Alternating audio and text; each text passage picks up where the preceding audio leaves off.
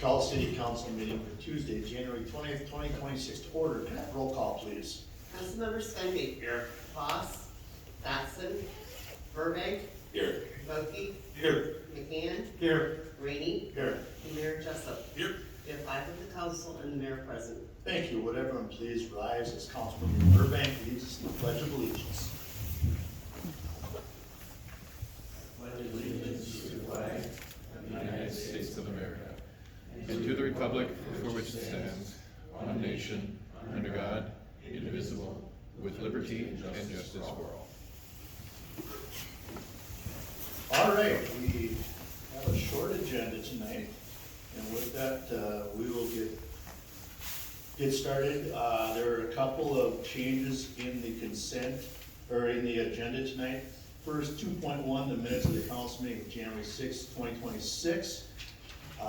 That will be on the February 4th meeting, and so that has been pulled. And then also 3.2.4 has been moved to consent. With that, I would look for a motion to approve the agenda. So moved. Motion by Dan to approve. Do I have a second? Second by Brent. Any discussion?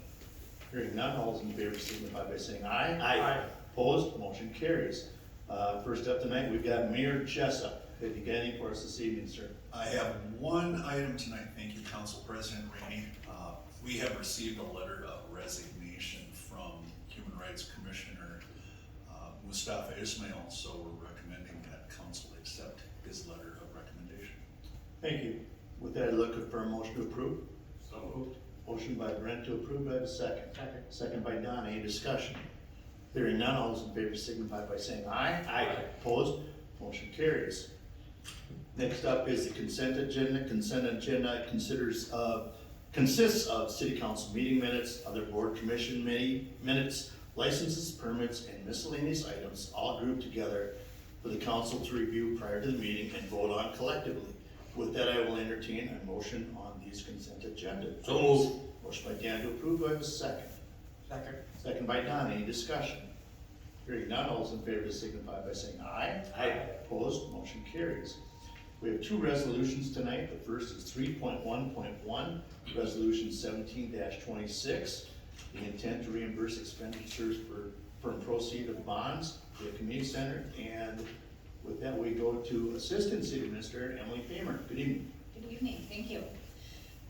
So we are requesting council's approval of resolution 17-26, approving reimbursement of expenditures from future bond proceeds related to the community center.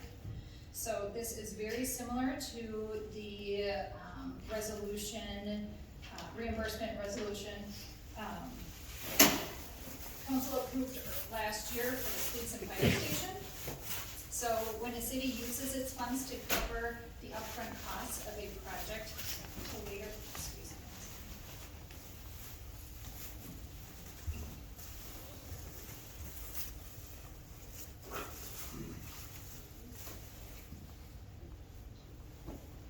There's some of the guys.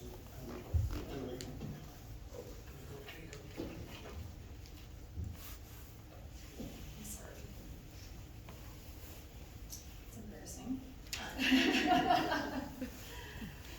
So when the city uses its funds to cover the upfront costs of a project to later reimburse those costs from future tax exempt bond proceeds, the IRS requires a formal declaration of this intent. And this reimbursement resolution fulfills this requirement by documenting the city's plan to reimburse itself for eligible expenses once long-term financing is secured, or if it is secured. So adopting this reimbursement resolution protects the city's ability to recover early project costs and provides flexibility in managing cash flow for capital projects. So although the community center project is still in the proposed stage, this resolution agreement provides the option to recapture costs incurred right now in the event we were to issue bonds. So it's really about keeping our options open and maintaining that flexibility.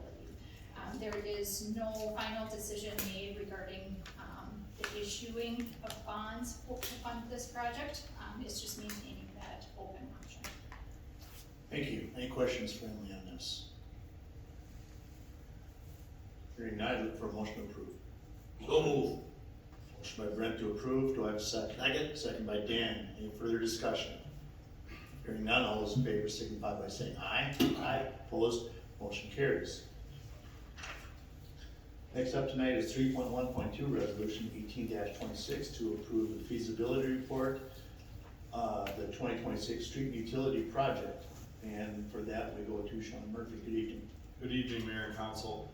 We're requesting the City Council's approval of Resolution 18-26, and that's approving our 2026 street utility project feasibility report. During our January 6th meeting, Council meeting Resolution 5-26, we ordered the feasibility report for our 2026 street utility project, and that was approved.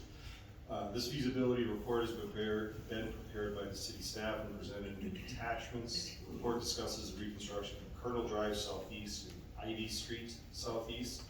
The need for this project is driven by aging infrastructure with known capacity issues, both in the storm and sanitary sewer mains. It involves various levels of reconstruction, including water, our sanitary sewer, our storm sewer, curb and gutter, and replacement. A preliminary assessment hearing is requested for February 17th, 2026. With that budget impact, the project was going to be paid for by a combination of assessments, sanitary sewer funds, stormwater funds, OPU reimbursements or funds, and our general fund. Costs are summarized in the attached report, and the estimated total project cost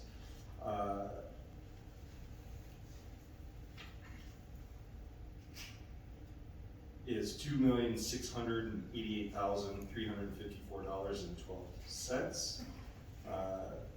With the,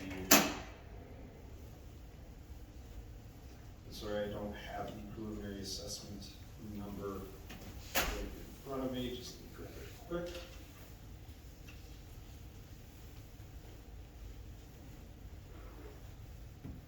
$255,868.60. With that, staff recommends approval.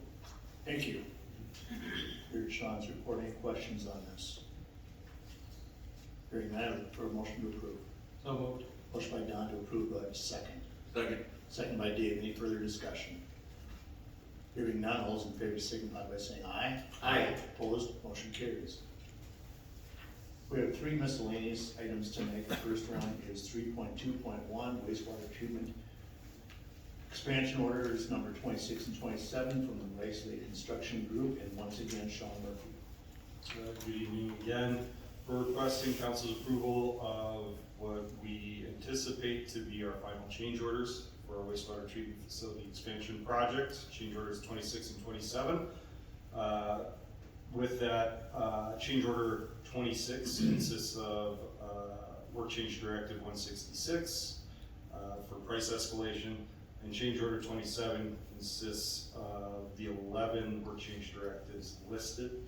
The total budget impact for change order 26 is an increase of $5,919.84. Change order 27 is an increase of $2,876.25. Total revised contract amount following change orders 26 and 27 is $58,977,571.09. Costs are going to be paid with our sanitary sewer funds. With that, staff recommends approval. Thank you. Any questions for Sean on this? So move. Motion by Dan to approve. Do I have a second? Second. Second by Don. Any further discussion?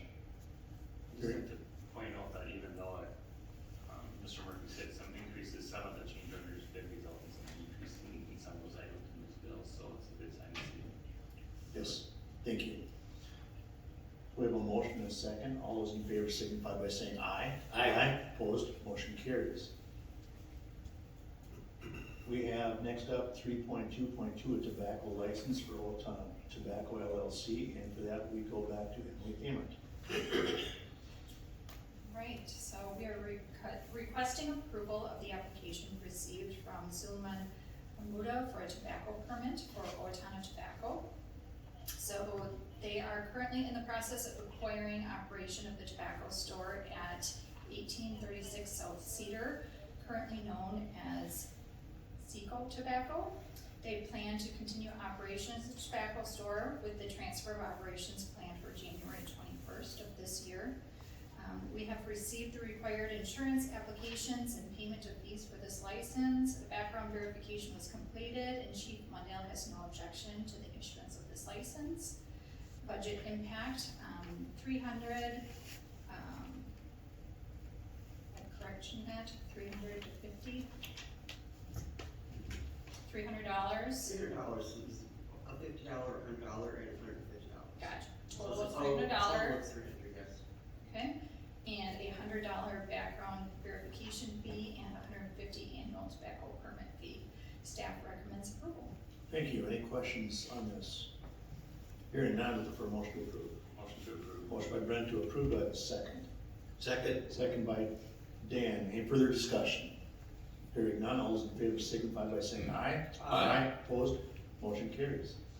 And our final item tonight, 3.2.3, is the 26 through 2028 audit services agreement, and once again, Elmer Hammond. Alright, thank you.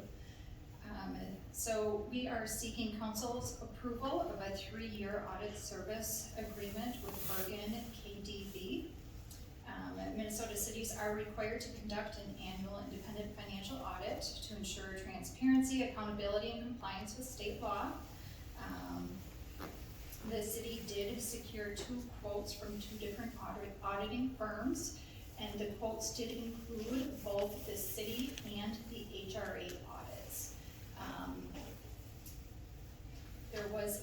There is a small cost savings if we go with a 3-year option rather than just a 1-year, so that is our recommendation.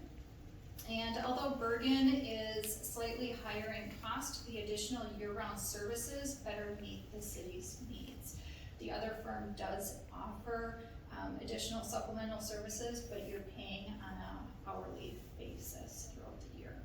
So the budget impact, the services is included in the 2026 finance team's budget. It does currently exceed the allotted amount, but staff will budget accordingly and adjust accordingly. Staff recommends approval of the agreement with Bergen KTV. Thank you.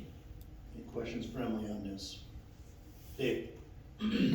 Emily, so if we do go with Bergen, if something comes up during the year, we don't get billed? So they do their year-round services. They encourage questions throughout the year, and they actually ask their clients to submit monthly financial statements and council minutes so they can build that relationship and stay on top of things throughout the year. If there were some significant additional costs incurred, there may be some additional, but that regular maintenance throughout the year in between audits would be included in that quote. Okay, thank you. Any other questions? Hearing none, look for a motion to approve. Motion to approve. Motion by Dave to approve, do I have a second? Second. Second by Dan, any further discussion? Hearing none, all those in favor signify by saying aye. Aye. Opposed? Motion carries, thank you. We are now up to the public comments. Please limit your comments to 3 minutes. Please approach the microphone, sign in, and state your name and address for the record after being acknowledged by the council president. Speakers will be limited to 3 minutes to deliver their comments. Tonight, because most of our council is sick and our city administrator, Dan Volke will be timing it and hold up one hand after 2 minutes 45 seconds. Notify the speaker they have 15 seconds to complete their comment. Those speaking are asked to conduct themselves in a respectful manner as they deliver their comments. Audience members are asked to refrain from reacting to comments. City Council will not respond directly to comments in this venue or take immediate action in response to them. With that, we will open up for public comment.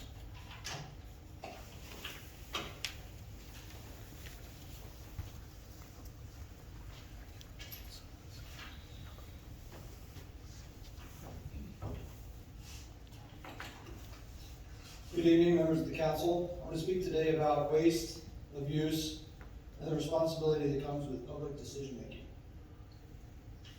Across across Minnesota, we are seeing major cases of fraud, waste, and abuse uncovered at the state level. Those programs did not start with criminal intent. They started with projects and practices that were not questioned hard enough. Where assumptions replaced evidence, and where oversight became secondary to momentum. I want to be very clear that I'm setting fraud aside today and not alleging it. But waste and abuse do require bad actors. I'm sorry, they do not require bad actors. They only require insufficient scrutiny. The East Side Corridor project has been questioned from the start, and yet despite that controversy, we continue to see narrowed alternatives, incomplete disclosure of impacts, inadequate financial evaluation over ever-increasing costs, and a process that appears designed to move forward and with predetermination rather than to pause and fully evaluate the consequences. That is where waste begins, and that is where abuse of process can occur. Waste is spending public money on a project that has not been fully justified, especially at the 29th Avenue location. Abuse is continuing a process while credible evidence, especially from residents, is treated as inconvenient rather than essential. The city is not a bystander here. You're a financial partner, a policy partner, and a public trust partner in this project called the East Side Corridor. When the county leads aggressively, the city's role is not to follow quietly, it's to ask hard questions. When residents raise legitimate concerns, your role is not to defer, it's to expect answers. All eyes are on this project, and increasingly all eyes are now on local governments and how they handle controversial high-dollar decisions in an era where Minnesota is learning what happens when oversight fails. The question before you is not whether this road can be built at the 29th Avenue location, it's whether it should move forward with substantial impacts and without a higher standard of review and accountability. Thank you. Thank you. Anyone else this evening?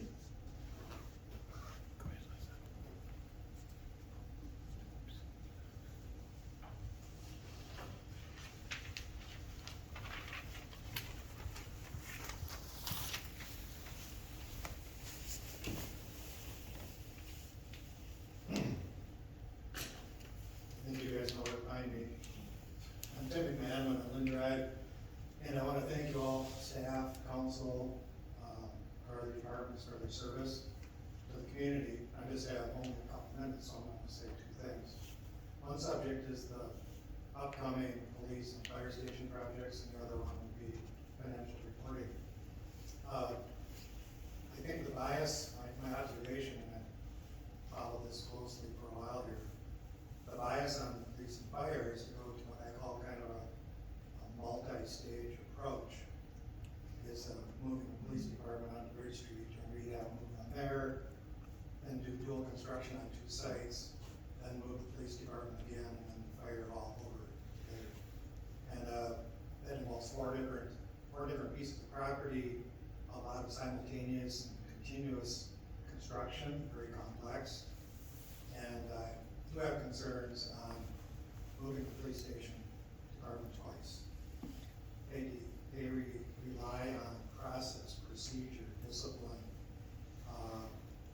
and moving them twice. I did the tour a few days ago, and thinking moving the evidence room twice, moving the archives twice, moving technology and IT and the fleet twice. All I'm really asking for is, as you go through the next couple of months of more detailed planning and fleshing out all the plans, is give a fair airing or fair scenario planning to what I call a linear project. Building the police station, build the police department for the final site. Then do the demo and construction for the firewall, move the firewall. Call that more linear than kind of circular, my terms. So I ask that you just give it a fair airing, and I think the public would be very supportive of a simpler, straightforward approach.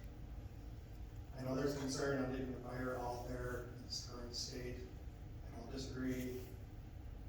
Rather than spending money on doing work on Bridge Street, if we could take that money instead and go do some remedial work on firewall to remove them.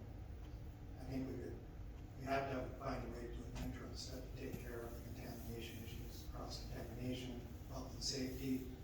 And it'll be pretty, but I think with technology and I think with utilizing maybe another site for that, to keep all the soil and contaminated equipment, to have a clean place for that and not, with the staff.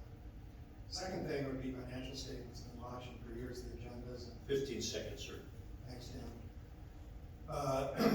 We see the financial report that we see posted is really just a list of bills that have been approved and already paid. I would hope, especially with the addition of Aptos as the accounting firm, being cut out as of year end, Okay, thank you. and we could prepare monthly financial statements, balance sheet, P&L, maybe 2 pages, maybe 4 pages, posting the agendas, which I see, as well as you. Thanks. Anyone else this evening?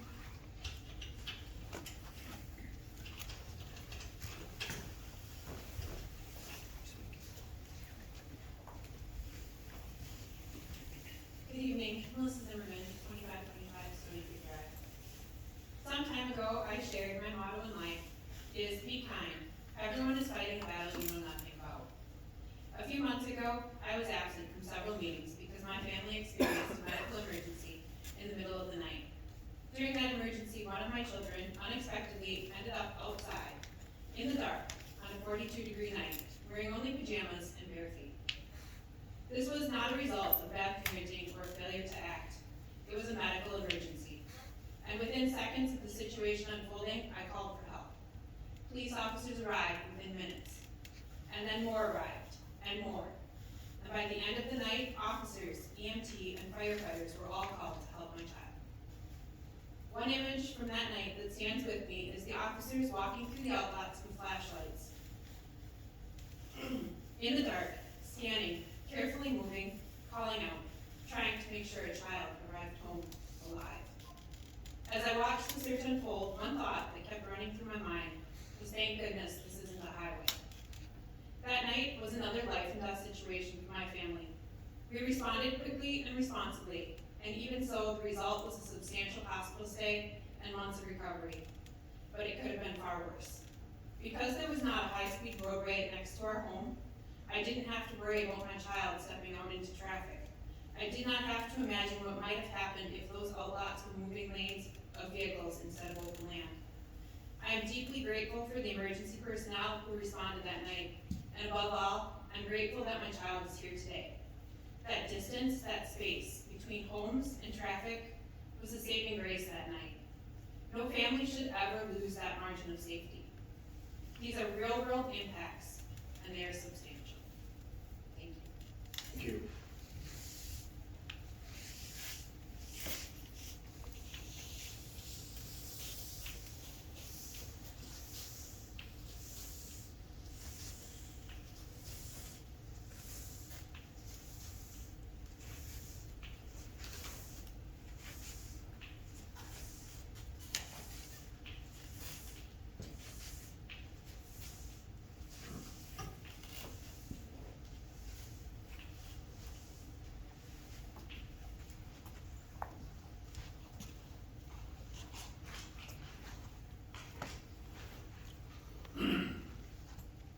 Gary Jones, 995 Ridge Road. Evening, Jerry. Good evening. I have presented in public comments and have made a lot of progress. We have made a lot of progress together making the archery hunt safer for the public. One thing that I've heard repeatedly from the public and several council members, and something we can probably all agree on, is the archery hunt is too long. A hunt lasting 56 days takes the parks away from the park forest for 1/6 of the year. Not only is this frustrating for people wanting to enjoy the parks, it also makes it virtually impossible to monitor the thing. Throughout those 56 days, you have no idea when a hunter is there or when they are not. Case in point is Leo Rudolph. We have a family friend who lives on the west side of town who walks her dog through Leo and completely avoids Leo for 56 days in the fall because they're hunting there. Well, I believe Leo has had one deer in the last 4 years. That was the year the hunter was baiting with pumpkins, which was turned in by the public, not Park and Rec. At Leo, if you do not bait, you do not get anything. The hunter in 2024 was there almost every day, both seasons, and got nothing. The hunter in 2025, first season, was second season hunter was there often, still did not get anything. The friend that I mentioned has been pretty disgusted that in 4 years of avoiding the park, there's been only one deer taken, and that one quite possibly by cheating. As well, there have been hunters not showing up at all. Think what success those hunters would have had if they were out in the city property north of 26th Street. They would have gotten deer, prevented accidents, kept deer from charging into town during the rut, and accomplished this with nobody around. All while letting people enjoy the park such as Leo, which is a waste of hunters' time. In the last 10 years, there have been 4 deer taken in season 1 at Leo and 1 in season 2 in 10 years. And 0 taken the last 3 seasons since they were caught baiting in 2023. A 56-day hunt over 10 years is 560 days of telling the public, take your dog and leave. It is working, they are. Now how about pulling the plug and letting people walk the dogs at Leo again, as the hunt there has accomplished nothing, unless they're baiting, which the DNR prohibits. We need to have a balance between park goer rights and hunting. As it stands, there were 24 deer taken in the first season in all the parks, but only 3 deer taken in the second season. 3 deer. People read signs. You kick people out of the parks for 28 days of second season for 3 deer in all those parks. We need to have a balancing act between hunting and taxpayers because the latter are getting cheated. When I first started looking into the archery hunt issues 51 public comments ago, my first call was to Councilman Voss. He mentioned at the time, maybe we're not doing this the best, or maybe this isn't the best way we're handling it, but if we don't do this, we have to do something. Well, after a lot of work, I think I found the something. This idea is 15 seconds, sir. Thank you. That I view as a Cadillac program. And at the next meeting, I will share with you what I think will be a great compromise, which would be a win for everybody. Next meeting. Okay, thank you.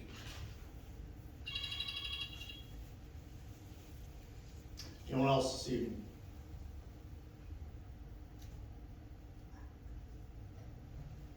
No one coming up, we'll close the public comment. And unfortunately, our city administrator is under the weather tonight, so we do not have a staff update. So we will go to final comments from council. First up tonight is Councilmember Svenby. Councilmember Burbank. Councilmember Bulkey. Nothing further to add. Councilman McCann. I do have a couple of comments, I can't let that go by. I don't know if most of you know, but I had an episode that required me to have surgery. So I called the non-emergency hotline. EMTs came and picked me up in an ambulance, took me to the emergency room. And ultimately I ended up having surgery, and I just want to give a shout out to the EMTs that did a great job. People in the emergency room were wonderful. The lineup, great. The nurse I had, Maddie, was very, very good. The other comment I want to make is there are a lot of caring people in Owatonna.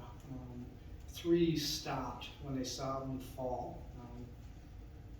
Jim, Kevin, and the other gentleman didn't give his name, and they all waited until the ambulance came. So I was very appreciative, and thank you all. That's it. Good to have you back. It's good to be back. Mayor Jessup. Just one thing, I had the opportunity to attend the Martin Luther King Jr. Day event yesterday at the History Center. It was extremely well attended. I just wanted to thank the Human Rights Commission that was there and that planned the event for the work that they did. And also thank the Alliance for Greater Equity for partnering with the HRC on that event. It was really a great opportunity for everybody there to reflect on Dr. King's message, and the panel did a great job and gave wonderful reflections on how to live out the message that Dr. King laid out for us. Very good. And the chief, and you were gonna comment on board openings. Oh, yes. Thank you, Jeanette. And then also, speaking of Human Rights Commission, we will have 2 openings on the Human Rights Commission with 2 recent resignations. And then on the Public Utilities Commission, we will have an opportunity for residents of Ward 1 to apply for an opening there. The current commissioner's term is up in April, and so we'll be looking for somebody to fill that spot, so watch for website. Thank you. Assistant Administrator, City Administrator, Emily Payment. Nothing to add, thank you. And I have nothing as well, with no other business before us. I look for a motion to adjourn. Motion by Brent to adjourn, do I have a second? Second. Second by Dan, any further discussion? Hearing none, all those in favor signify by saying aye. Aye. Opposed, motion carries, we are adjourned. We have to